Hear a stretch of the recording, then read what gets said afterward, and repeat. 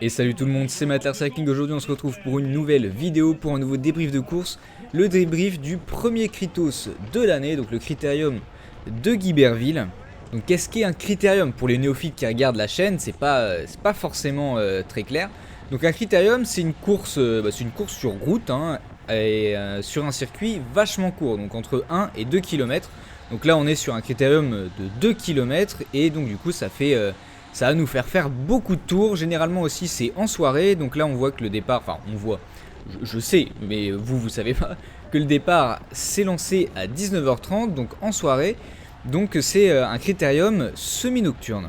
Donc aujourd'hui on s'élance pour 86 km, donc il y a quand même quasiment autant de kilomètres que sur une course sur route. Bon, a priori là il y a une quinzaine de kilomètres de moins que les courses qu'on a l'habitude de faire qui sont autour des 100 km.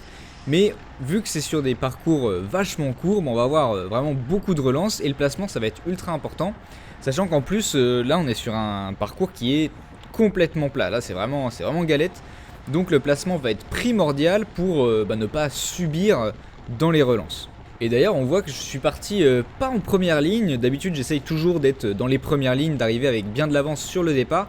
Aujourd'hui j'ai pas eu le temps de le faire parce que j'ai fait un tour de plus à l'échauffement. Je voulais rattraper un collègue qui était parti, mais finalement du coup ça m'a fait arriver un petit peu hors retard. Bon, pas en retard non plus de fou, je me suis placé juste plus loin sur la ligne que ce que j'avais prévu de faire au départ. Donc pour vous dire à quel point le circuit est plat, là on est dans la seule bosse du circuit. Vous avez vu une bosse, moi non plus, donc ça veut dire que le circuit est vachement plat. Là on est juste au seul endroit où ça se raidifie un petit peu, mais voilà, c'est super plat. On va avoisiner les 44 km/h de moyenne au long de cette course. Donc on va faire tous les kilomètres de la course en 2 heures. En fait finalement ça va être un critérium de 2 heures. Donc une course relativement courte, parce que d'habitude il faut savoir qu'on est entre 2h15, 2h30, un truc comme ça sur la plupart des courses. Donc là on est sur une course quand même plus courte qu'à l'accoutumée. Et l'une des features qui me stressait un petit peu moi sur cette course, ça va être ces îlots centrales en fait à l'arrivée sur le rond-point. Surtout celui qu'on vient de passer là, celui de la sortie du rond-point. Là il était vraiment très haut, donc j'avais absolument pas envie de me le prendre. Donc on était obligé soit de le prendre à droite, soit de le prendre à gauche. Donc là pendant pas mal de tours, je vais essayer de le prendre le plus à droite possible pour maintenir ma vitesse. Et quelque chose qui est assez important de faire sur les critériums, et c'est surtout en fait c'est important sur toutes les courses, mais sur les critériums c'est encore plus valable je trouve, parce qu'en fait les tours reviennent de plus rapidement les uns après les autres. C'est de trouver les bonnes lignes en fait, les lignes qui vont vous permettre de remonter vers l'avant, qui vont vous permettre de ne pas avoir à vous battre pour garder vos positions. Il y a certains endroits sur les courses où généralement en fait si tu arrives à t'engouffrer aux bons endroits, tu vas pouvoir reprendre des positions sans trop d'efforts. Et là c'est ce que je vais faire en fait. Je me suis rendu compte au tour d'avant que en fait en prenant toute la course par la droite de la route, finalement tu pouvais être plus à l'aise pour prendre des positions. Et autre chose qui va être assez important sur la course, c'est, comme vous le voyez, il y a pas mal de bottes de paille en fait à des endroits pour protéger les coureurs des obstacles.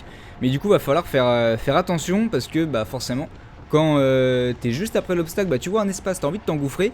Mais le problème c'est que la botte de paille suivante, elle arrive assez rapidement. Donc soit t'es assez fort pour essayer de remonter un max de monde comme ça, mais il faut faire attention de pas se tasser les uns les autres en essayant de remonter de manière dangereuse. Et donc sur le virage juste après l'arrivée, je vais trouver ma ligne entre guillemets, que je vais essayer de prendre pendant la plupart des tours, en tout cas pendant toute cette première partie de course. Je vais essayer de la prendre, parce qu'en fait finalement c'est en prenant le plus à l'extérieur possible que j'arrive à maintenir le plus de vitesse, en prenant le premier îlot à droite et le second à droite aussi. Bon, le premier faut le couper un petit peu, donc en plus il y avait quelques graviers, donc fallait faire gaffe, mais finalement il y avait quand même assez de grip pour pouvoir tenir.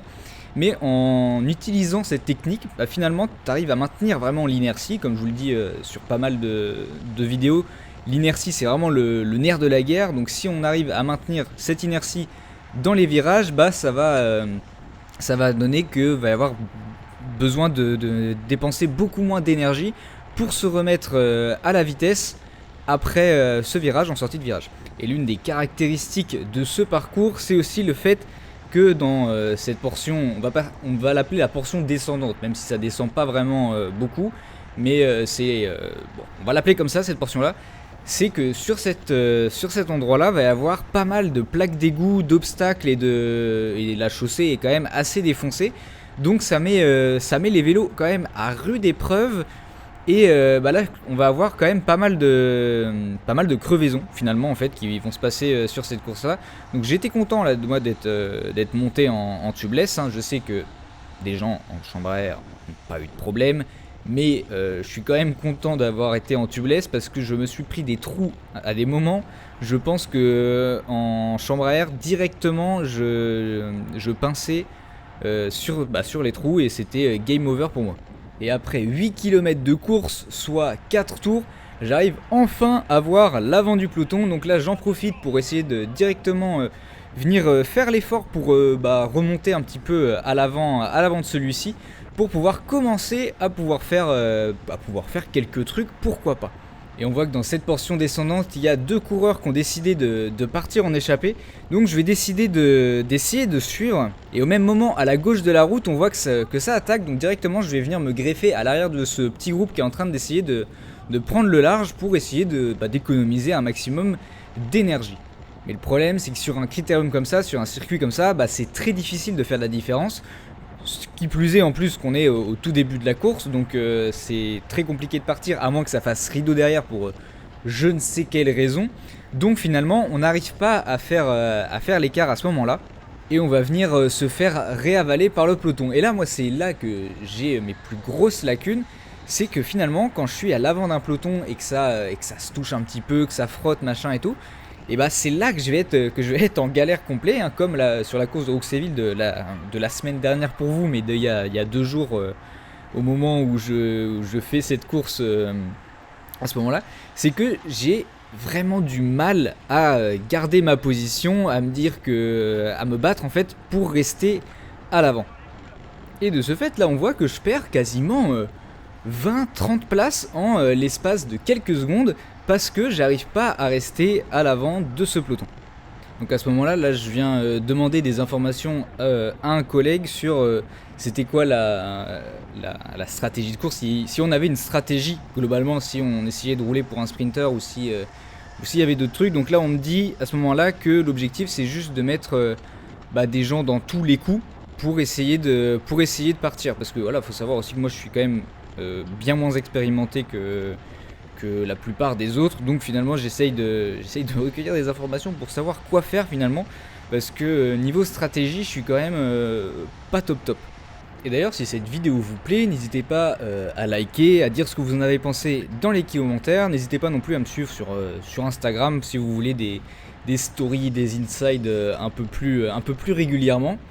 Donc voilà, si vous décidez de vous abonner et de liker, ça aide vraiment la chaîne à se développer et je vous remercie d'avance. Et quelques kilomètres plus loin, une porte se rouvre vers l'avant du peloton. Donc directement je décide de m'y engouffrer pour essayer de prendre un coup. Là on voit que ça commence à un petit peu craquer derrière. Donc directement j'essaye d'enchaîner pour pouvoir me mettre dans le truc. Mais finalement en fait on arrive un petit peu trop tôt dans le virage et donc ça permet au peloton de faire la jonction directement. Là on voit qu'on a déjà parcouru environ 22 km, ça fait un petit peu moins de 30 minutes qu'on est parti. Pourquoi je dis un petit peu moins alors que le compteur dit plus? C'est parce que je lance mon compteur avant le départ de la course, donc il y a un temps différé. Enfin bref, on est à peu près autour de la demi-heure de course et les gens commencent à s'alimenter. Donc moi il faut savoir que sur la plupart des courses, moi j'ai l'habitude de partir avec pas mal de gel. Genre je pars avec 3 gels, j'en consomme 1 avant de partir. Donc c'est peut-être un peu beaucoup quand je vois qu'il y en a qui n'ont pas l'air de s'alimenter sur les courses. Et d'ailleurs sur ce critérium, j'ai décidé de ne pas m'alimenter finalement. Pas parce que j'avais pas envie, mais surtout parce que je ne pouvais pas globalement, parce que ça roulait beaucoup trop vite. Et t'avais pas le temps de mettre en fait la main à la poche, sinon tu perdais une vingtaine de positions rien qu'en faisant ça.